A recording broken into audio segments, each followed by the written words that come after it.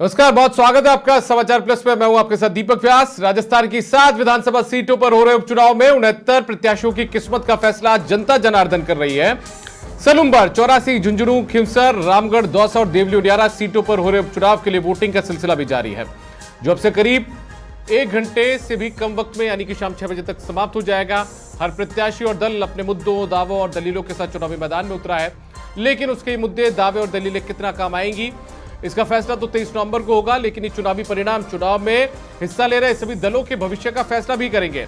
ऐसे में आज चर्चा इन उपचुनावों पर ही करते हुए हम नजर आएंगे और हमारे साथ में कुछ खास मेहमान भी इस डिबेट में शामिल होने के लिए जुड़ चुके हैं। उनका तारुफ आपसे करवा देते हैं, परिचय करवा देते हैं। हमारे साथ में जुड़ चुके हैं लक्ष्मीकांत पारीक जी, प्रवक्ता है भारतीय जनता पार्टी के, साथ में सुभदेश सिंह चौहान जी, जो कि प्रवक्ता है कांग्रेस पार्टी के, रमेश जी, जो कि बीएपी राजस्थान के अध्यक्ष हैं, साथ में अखिलेश शर्मा, हमारे संवाददाता, जो कि रामगढ़ विधानसभा क्षेत्र में मौजूद हैं, वो भी हमारे साथ में जुड़ चुके हैं।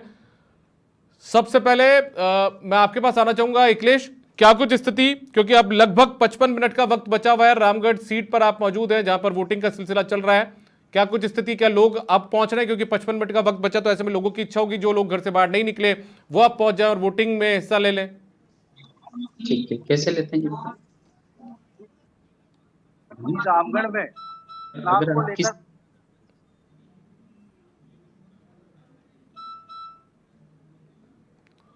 अखिलेश, आपकी आवाज मेरे पास नहीं आ पा रही है।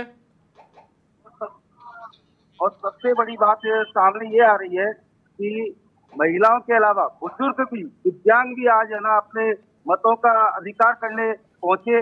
और उसके साथ निर्वाचन आयोग को भी धन्यवाद देना जाएगा इस मामले को लेकर कि दिव्यांगों के ले जाने के लिए और बूथ तक पहुंचाने के लिए अलग से व्यवस्था की गई थी, व्हील चेयर वगैरह की व्यवस्था की गई थी।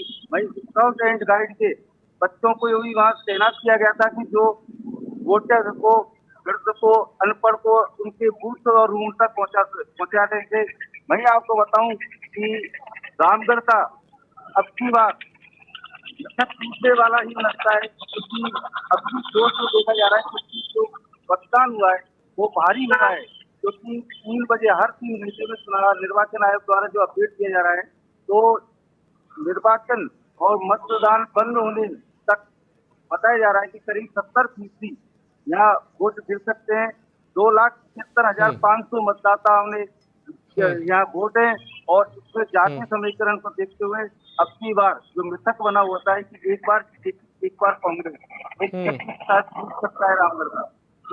ठीक है लक्ष्मीकांत जी, लगभग देखिए मेरे पास जो वक्त है, जानकारी उसके मुताबिक 53 मिनट का वक्त बचा है। जिस तरीके से आंकड़े सामने हैं, आप लोगों की गणित क्या कहती है? क्योंकि आप लोगों ने भी पूरी तरीके से एक पूरी कमेटी बनाई हुई थी जो कि मॉनिटरिंग कर रही थी। बीजेपी के लिहाज से कितना सुखद? देखिए, निश्चित रूप से आज का उपचुनाव राजस्थान की इन 7 विधानसभा क्षेत्रों के विकास की यात्रा को एक नई गति देने वाला चुनाव है। मेरा मानना है कि लोकतंत्र के इस महापर्व पर सभी नागरिकों को अपनी सहभागिता सुनिश्चित करनी चाहिए। जो लोग वोट डालने तक नहीं गए, उनको वोट डालने का समय अभी बचा हुआ है, 60 मिनट का समय, उसमें पर पहुंचना चाहिए, मत का उपयोग करना चाहिए। इसी तौर पर आज दीपक, इस बात का विशेष रूप ध्यान रखा जाएगा जो हमारा सोचना कि राजस्थान में 11 महीनों में जिस प्रकार से भजनलाल जी की सरकार ने काम किया, भजनलाल सरकार ने काम करने के साथ साथ जनता को इस बात पर लायक खड़ा कर दिया कि 11 महीने में क्या से क्या किया जा सकता है। जो पूर्ववर्ती अशोक गहलोत सरकार, जो होटल में कैद सरकार थी, जो सरकार सिर्फ और सिर्फ उप मुख्यमंत्री और मुख्यमंत्री पद का मुगली संघर्ष राजस्थान की जनता ने देखा था, उस संघर्ष से टूटकर इस बार भारतीय जनता पार्टी सरकार बनने के बाद जिस प्रकार से एक संगठन और सत्ता के तालमेल के साथ सरकार काम कर रही है, चाहे 15 तारीख को राजस्थान के यशस्वी मुख्यमंत्री शपथ लेते हैं, 16 तारीख को एसआईटी गठन कर पेपर लीक माफियाओं के खिलाफ कड़ी कार्रवाई का संदेश देते हैं। यदि ईआरसी पे मुद्दे बात करें तो उसको लेकर सरकार गंभीरता से मुख्यमंत्री अपना काम करते हैं। 2 रुपये पेट्रोल डीजल में वेट कम करने का काम सरकार करती है। किसानों की किसान निधि को 2,000 रुपये बढ़ाया जाता है। इस प्रकार से अनेकों में काम, यमुना जल समझौता हो या अन्य कोई काम हो, जिस प्रकार से राजस्थान की सरकार ने बनने बाद, और बजट खास तौर से बजट में जिस प्रकार शिक्षा, स्वास्थ्य और सड़क पर ध्यान देने का काम सरकार ने किया, तो मैं समझता हूँ राजस्थान के संपूर्ण विकास को ध्यान देने का काम किया। इस बात पर राजस्थान की जनता आज इन 7 विधानसभा क्षेत्रों में मोहर लगाने वाली है। सीधे तौर पर आपके लिए फायदेमंद रहेगा, मतलब निश्चित रूप से भारतीय जनता पार्टी पिछली बार, हालांकि 2023 में 7 में से 1 सीट ही सलूमबारी आपके पास थी, हमारे 1 सीट थी। इस बार हम 7 की 7 सीटें जीत रहे हैं। ठीक है, बहुत अग्रिम शुभकामनाएं देते मतलब आपको, ऐसा? अग्नि शुभकामनाएं आपके हमेशा हमारे साथ हैं दीपक। चलो ठीक है। सुखदेव सिंह चौहान जी 7 सीटें जीत रहे हैं यहाँ पे। लक्ष्मीकांत जी कह रहे हैं कि हमने 10 से 11 महीने के कार्यकाल में बहुत अच्छा राजस्थान बदल दिया, राजस्थान को पूरी तरीके से जो आप बर्बाद करके गए थे, छोड़कर गए थे राजस्थान को, उसको हमने आबाद कर दिया है। देखिए दीपक जी, मैं आपको बता दूं आपके चैनल के माध्यम से आज पूरे दिन भर चुनावी गहमा गहमी लोकतंत्र का पर्व जो इन 7 सीटों पे मनाया जा रहा है, उसमें जो भीड़ देखी गई है वो भीड़ खासी भीड़ आई है। मैं लक्ष्मीकांत जी को बता दूं, ये जो भीड़ है ये भीड़ शिफ्ट हुई है। एक्चुअली ये भीड़ आज से पहले ये कल ये जो भीड़ थी, ये बेचारे लाइन में लगे हुए थे डीएपी खाद लेने के लिए।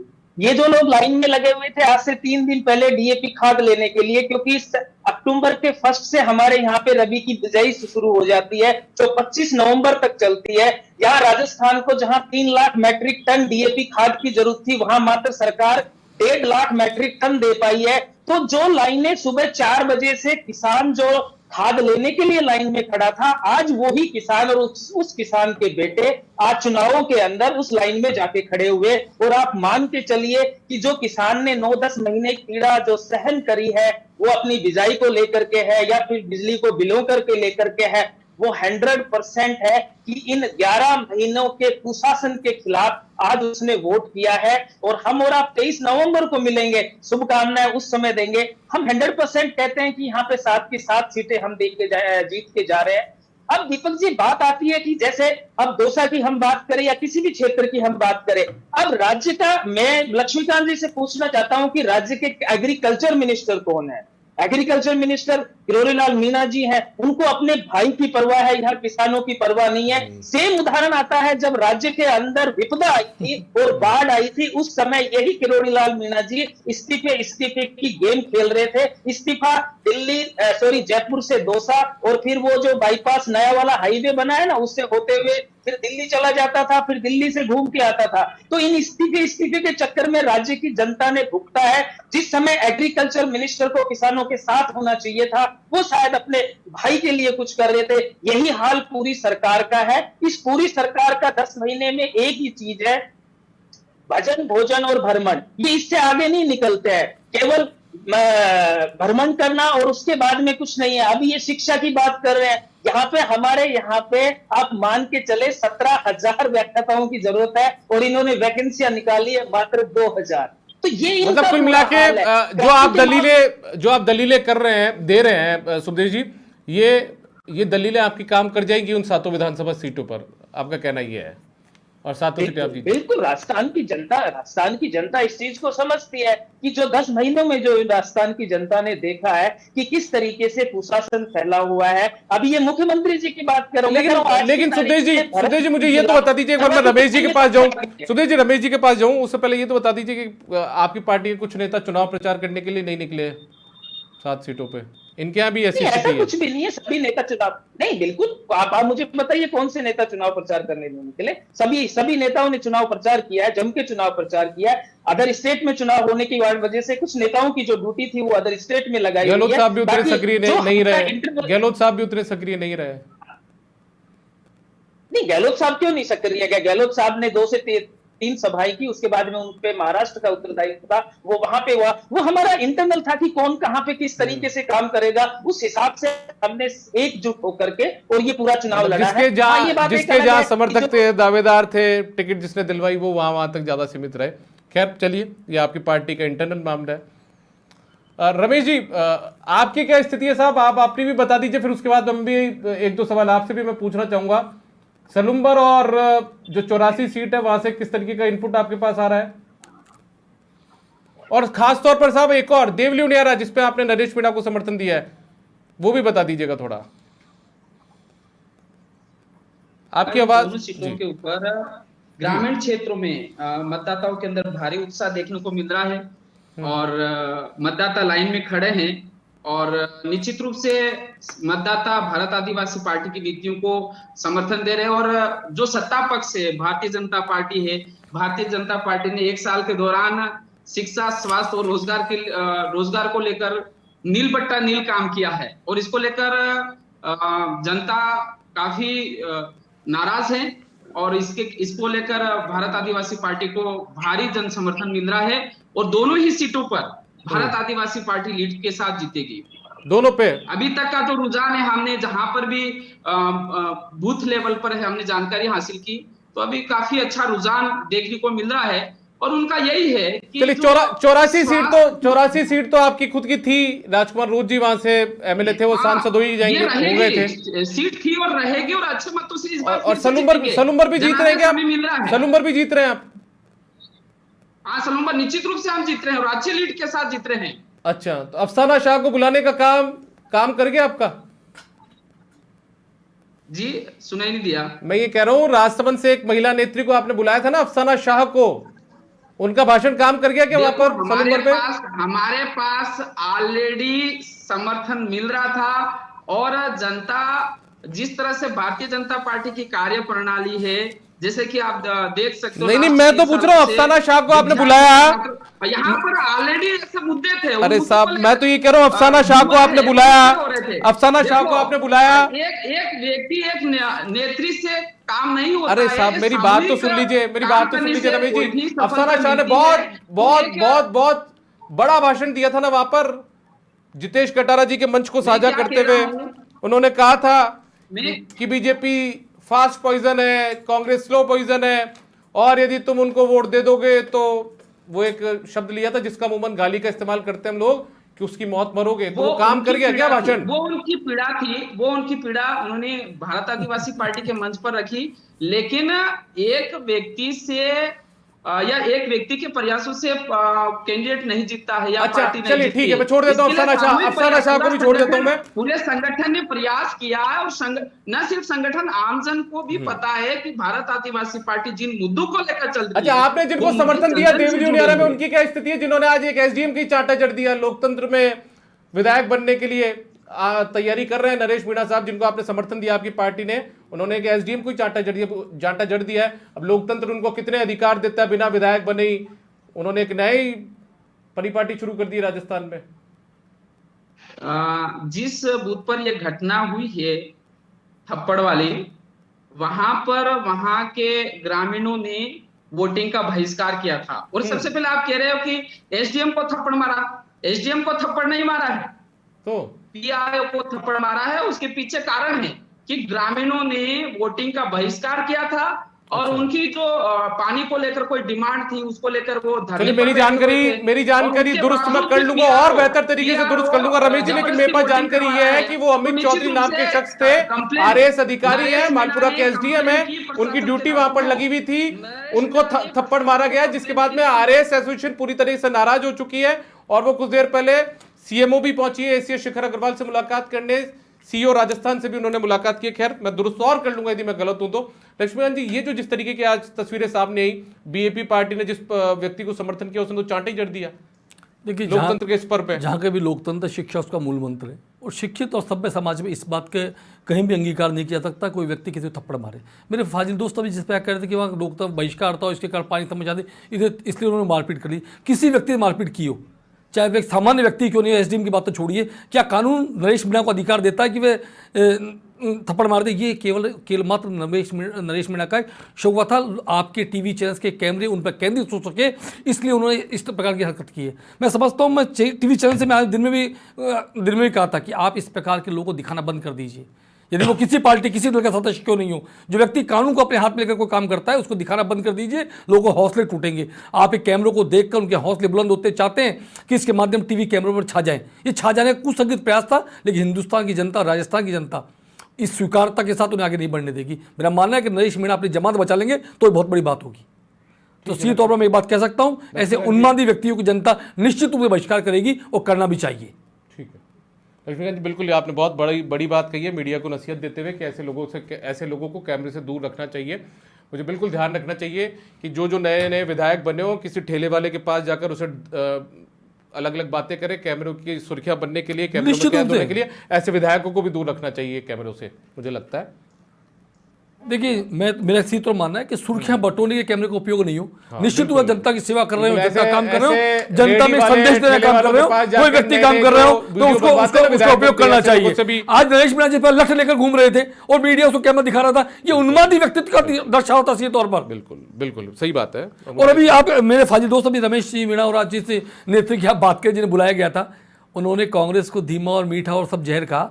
यदि लोकसभा चुनाव में वो जहर कहाँ था, रमेश जी बता दें, आप उनके साथ कौन सा जहर चाट रहे थे वह बता दें, और उससे किसकी मृत्यु हुई थी यह बता दें। तो मैं सीधे मानता हूँ कि जब भी लोकतंत्र में कई भाषाओं का प्रयोग हो तो शायद सोच समझ के करना चाहिए, कब कहाँ और कैसे कब खड़ा होना पड़ता था, खड़े होते हैं। तो मेरा सीधे मानना है कि जिस प्रकार की नेत्री जो भाषण दिया उसकी निंदा करनी चाहिए थी, रमेश जी को भी करनी चाहिए थी, क्योंकि रमेश जी आज कांग्रेस के साथ बैठे हैं केंद्र में, इंडी गठबंधन के पार्ट बनते हैं वहां पर। अब नहीं है ऐसा, वो इंडी गठबंधन के पार्ट बने थे ना, वो ठीक वैसे ही बने थे जैसे आरएलपी आप लोगों के साथ में बनी थी। देखिए, ये उस लोकसभा चुनाव में, वर्तमान लोकसभा चुनाव में दोनों पार्टियां इंडी गठबंधन का पार्ट थी, ये आरएलपी भी और इनकी इन चुनाव में नहीं है। अरे भाई, इनमें नहीं, लोकसभा चुनाव तो थे ना भाई, लोकसभा चुनाव में थे ना, बिल्कुल। फिर थोड़े दिनों बाद गलबैया कर लेंगे। ठीक है, सुखदेव सिंह जी मैं आपके पास आना चाहूंगा। जिस तरीके की हरकत आज हुई, मैं बार बार इस बात का जिक्र इसलिए कर रहा हूं कि हम एक तरफ तो लोकतंत्र की खूबसूरती की बात करते हैं कि हमें अधिकार मिलता है, हम हमारी सरकार चुने, हम हमारे जनप्रतिनिधियों को चुने, लेकिन जिस तरीके की घटना आज देवली उनियारा में सामने आई, उससे भी वो भी कहीं ना कहीं इस लोकतंत्र की खूबसूरती पर एक दाग जरूर लगाता है। ऐसे नेता जो एक एसडीएम को थप्पड़ जड़ दें। देखिए दीपक जी, कांग्रेस कभी भी इस तरीके के कृत्य के साथ नहीं रही है। कांग्रेस ने हमेशा प्रेम, सद्भाव, एकता, भाईचारा की मिसाल पेश की है, और यही कारण है देश की आजादी के बाद से लेके अब तक हमारा एक ही सिद्धांत है। हमारे नेता राहुल गांधी जी का विस्पष्ट कहना है कि नफरत के बाजार में जो मोहब्बत की दुकान खोलने का जो मंत्र है, उसका मतलब ये है। आज मुझे लक्ष्मीकांत जी के मुख से ये बातें बड़ी अच्छी लगी कि चलो इनको कहीं दर्द तो है, कहीं एहसास तो है कि जो नफरती माहौल है, जो उसमें जो उन्मादी जो माहौल है, कभी ये बुलडोजर की कार्यप्रणाली को सही ठहराते हैं, कभी ये कहते हैं कि कटोगे तो फंसोगे या पता निश्चित रूप से यदि बटोगे तो कटोगे, ये बात बिल्कुल सत्य तरीके से कहते हैं, बिल्कुल जोरदार तरीके से कहते हैं। हिंदुस्तान एक है और एक रहेगा, हिंदुस्तान के हर व्यक्ति को एक रहना होगा, हिंदुस्तान बटने नहीं देंगे, राष्ट्र की बात करने देंगे, होने देंगे नहीं। यदि बटोगे तो कटोगे, हिंदुस्तान को बांटने का नेहरू ने किया था, उनकी महत्वाकांक्षा ने किया था, और हिंदुस्तान का रिश्ता काटने का काम किया कांग्रेस के पंडित नेहरू ने। पंडित नेहरू ने काटा ही देश का विभाजन किया। मैं तो आपकी बड़ाई कर रहा था। अरे भैया, बड़ाई करें, बदतमीजी नहीं करें, बदतमीजी नहीं करें, बड़ाई के माध्यम से बदतमीजी करने प्रयास नहीं करें। इस देश के अंदर ये मान के चलिए कि बांटने का काम करता है कांग्रेस करती है, इनको का संघर्ष किसी ने किया तो कांग्रेस के नेताओं ने किया। और राजीव गांधी के बड़ा पेड़ गिरता है तो छोटे मोटे वृक्ष तो नीचे आ ही जाते हैं। अरे भैया, सोचिए समझिए क्या बोल रहे हैं आप। आपकी पार्टी ने क्या किया? आपकी पार्टी ने बार बार दिल्ली के सिक्कों के अंदर पूरे देश में सिक्कों का संघार किया कि नहीं किया? आपकी पार्टी के पंडित नेहरू की महत्वाकांक्षा की बलिवेदी पर हिंदुस्तान का विभाजन हुआ कि नहीं हुआ?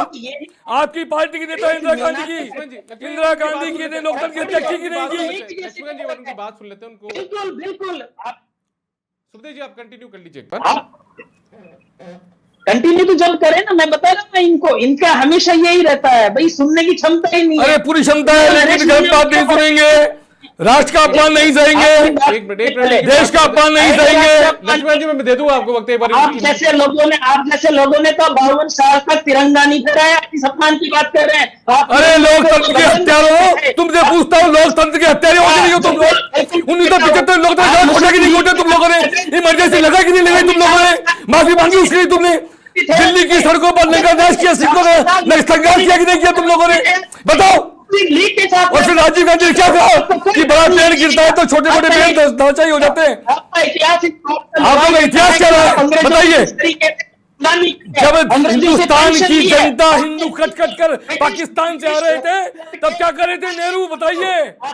कमल का गुलाब का फूल लगाकर राष्ट्रपति भवन के पास पर घूमा करते थे नेहरू। एक नाखून का कतरा भी कटाओ तो बता दीजिए मुझे। अरे भैया, जिसे वीर साहब कर दे 3-3 बार काले पानी सजा काटी हो, उसके बारे में क्या बात करेंगे? देखिए वक्त की कमी है। उस पंडित नेहरू का कभी लाठी खाई थी क्या? कभी पंडित नेहरू की सभा की लाठी लगी? लाजपत राय की लाठी लगी? भगत सिंह को फांसी हुई?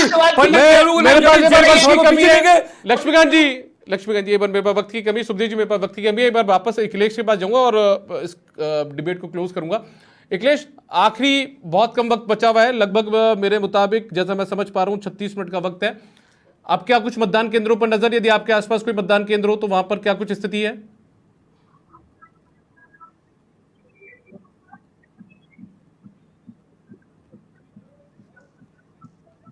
लगता है अखिलेश तक हमारी आवाज नहीं पहुंच पा रही है, लेकिन फिलहाल इस डिबेट में इतना ही। अखिलेश, बहुत शुक्रिया आपका। सुखदेव सिंह चौहान, आपका भी बहुत शुक्रिया। लक्ष्मीकांत पारिक जी, आपका भी बहुत शुक्रिया। और कुल मिलाकर देखिए, 7 का संग्राम लगातार आज जारी रहा है और यहां पर वोटिंग का सिलसिला भी जारी है। हम आपसे अपील ये करते हैं कि लगभग देखिए 35 मिनट का वक्त बचा है। यदि आपने अभी तक वोट नहीं डाला, यदि आप इन 7 विधानसभा क्षेत्रों के निवासी वोटर हैं और आपने अभी तक अपने मताधिकार का इस्तेमाल नहीं किया, तो तुरंत निकल जाइए अपने घर से और कोशिश कीजिए कि 6 बजे से पहले आप अपने बूथ के अंदर प्रवेश कर जाएं और उसके बाद में अपने मताधिकार का इस्तेमाल कर लें। यदि आप 6 बजे तक यदि अपने बूथ में एंट्री ले लेते हैं, एंटर कर जाते हैं, तो आपको आपके मताधिकार का इस्तेमाल करने से कोई रोक नहीं पाएगा। फिलहाल इस खास पेशकश पर इतना ही इजाजत दीजिए।